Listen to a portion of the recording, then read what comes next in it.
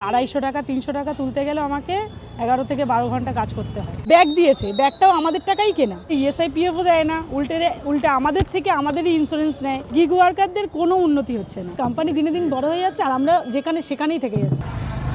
বছরের শেষ কয়েকদিন ভারতের বিভিন্ন প্রান্তে গিগ কর্মীরা ধর্মঘটের ডাক দিয়েছিলেন। সঠিক মজুরিতে স্বচ্ছতা, কাজের পরিবেশ এবং কল্যাণমূলক সুবিধার দাবিতে ছিল এই প্রতিবাদ। তার আঁচ এসে পড়ে কলকাতার একাধিক ডেলিভারি হাবে। রানীকুঠির কাছে ফ্লিপকার্ট মিনিটসের হাব। এখান থেকে নিত্য প্রয়োজনীয় জিনিস নিয়ে এলাকায় সরবরাহ করেন গিগ কর্মীরা। প্রায় 100 জন গিগ কর্মী কাজ করেন এখানে। পে আউট বাড়ানোর দাবিতে 6 দিন লাগাতার ধর্মঘট করেন তারা। মোহিনী দাস 10 মাস হলো এখানে কাজ করছেন। মিনিমাম ধরুন 500 টাকা যদি আমাকে তুলতে কাজ করতে হয়, আমাকে মিনিমাম 11 থেকে 12 ঘন্টা কাজ করতে হয়। তারপরে গিয়ে আমার 500 টাকা ওঠে। তার মধ্যে থেকে আমার 200 থেকে 250 টাকা তেল খরচা চলে যায়।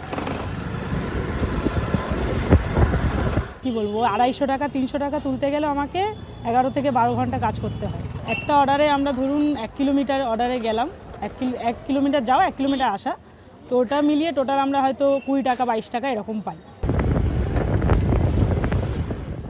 ডেলিভারি পার্টনার হিসেবে যে কোনো প্ল্যাটফর্মের সঙ্গে যুক্ত হওয়া কঠিন নয়। মোবাইল অ্যাপের মাধ্যমে নাম, ফোন নম্বর, আধার কার্ড সহ নথি দিলে ডেলিভারি পার্টনার হওয়া সম্ভব। আপনার অর্ডার আছে, লোকেশনে দাঁড়িয়ে আছে। পার্টনারদের প্রাথমিক ব্যাকগ্রাউন্ড চেক হলেও তাদের লাইসেন্স বা হেলমেটের পরীক্ষা বা সুরক্ষা প্রশিক্ষণ হয় না। এমনকি প্ল্যাটফর্মের নাম লোগো থাকা ব্যাগ, জামা নিজেদের পয়সায় কিনতে হয় এই গিগ ওয়ার্কারদের।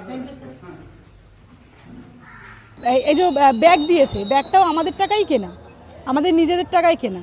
টি শার্ট দিচ্ছে, টি শার্টও আমাদের টাকা দিয়েই কিনতে হচ্ছে। এই একটা ব্যাগের দাম 400 টাকা।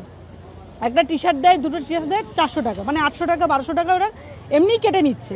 স্বাস্থ্য বিমা বলে কিছু নেই, কিন্তু আমাদের ওই ইন্স্যুরেন্স কাটা হয়, একটা টিডিএস কাটা হয়, আর মাসে একটা ইন্স্যুরেন্স কাটা হয়, কিন্তু ওটা কোম্পানি দেয় না, শুধু আমাদের থেকেই কাটা হয়। হ্যাঁ, 85 টাকা 85 রুপিস কাটা হয় আমাদের থেকে। 85 টাকাটা তুলতে গেলেও আমাদের মিনিমাম 2 থেকে 3 ঘন্টা লাগে। তো সেই টাকাটা ওরা কেটে নেয় একদিনে। যাই হোক, তো আমরা চাই বন্ধ করতে। কেবলমাত্র সঠিক মজুরিই নয়, নারী ডেলিভারি পার্টনারদের দাবি তাদের বৈষম্যের শিকার হতে হয়। এখানে ফিমেল রাইডারদের কোনো নিরাপত্তার কোনো ব্যাপার নেই। ওনারা কোম্পানির নিরাপত্তা নিতে চাইছে না আর কি, মেয়েদের সেফটি নিতে চাইছে না। তো তার জন্য কি করেছে, এখানে মেয়েদের ফিমেল রাইডারদের 8টা অবধি কাজ করতে পারবে। তো আমি যদি আরও বেশি কাজ করতে চাই, বেশি টাকা ইনকাম করতে চাই, তো সেই সুযোগটা আমরা পাবো না, কারণ 8টা অবধিই লাস্ট। আমি যদি চাই যে আমি 14 ঘন্টা দিয়ে আমি 600 টাকা ইনকাম করবো বা 700 টাকা ইনকাম করব, সেই সুযোগটাও আমাদের দিচ্ছে না, যেহেতু আমাদের ফিমেল বলে।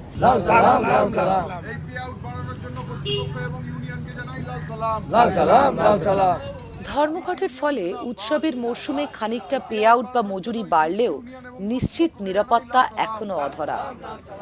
নাকতলা খানপুরে ব্লিঙ্কিটের হাবে প্রায় 70 জন কর্মী মজুরি বাড়ানো এবং শারীরিক সুরক্ষার দাবিতে 3 দিন ধর্মঘট করেন।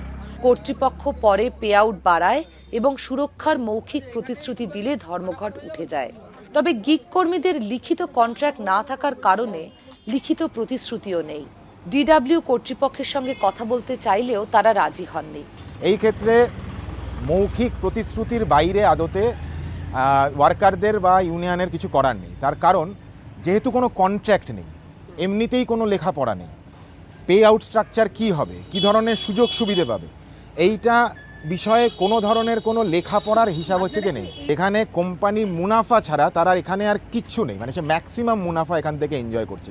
কোনো সুযোগ সুবিধে দেওয়ার তার নেই, কোনো পার্মানেন্ট পে আউট স্ট্রাকচার নেই, কোনো ন্যূনতম মজুরি নেই, কোনো ধরনের সামাজিক সুরক্ষা নেই, কোনো ইন্স্যুরেন্স একেবারেই নেই। অ্যাক্সিডেন্টাল বেনিফিট বলে একটা ব্যাপার তাদের অ্যাপে রেখেছে, কিন্তু অ্যাক্সিডেন্ট হলে অ্যাক্সিডেন্টাল বেনিফিট পাওয়ার সম্ভাবনা প্রায় জিরো, কেউ পায় না। এই যে রেগুলারিটিটা তৈরি করা, আমাদের ওয়েস্ট বেঙ্গল গিগ ওয়ার্কার ইউনিয়নের মূল লড়াইটাই এইটা।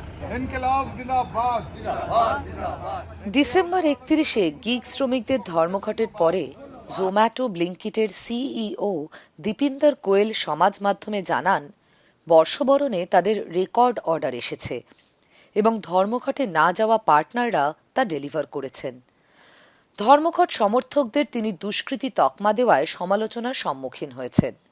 তবে ইতিমধ্যেই গিগ ও প্ল্যাটফর্ম কর্মীদের সামাজিক সুরক্ষার আওতায় আনতে নতুন নিয়ম প্রস্তাব করেছে কেন্দ্রীয় শ্রম মন্ত্রক। নীতি আয়োগের হিসেব অনুযায়ী 2029-30-এ গিগ শ্রমিকদের সংখ্যা 3 গুণ হয়ে প্রায় 2.5 কোটির কাছাকাছি পৌঁছতে পারে। দেশের অর্থনীতিতে গিগ ইকোনমি গুরুত্বপূর্ণ জায়গা নেবে বলেই মনে করেন বিশেষজ্ঞরা। এই অবস্থায় মোহিনীদের মতন গিগ কর্মীরা কর্মক্ষেত্রে সম্মান এবং সুরক্ষা পাবেন কিনা তা সময়ই বলবে।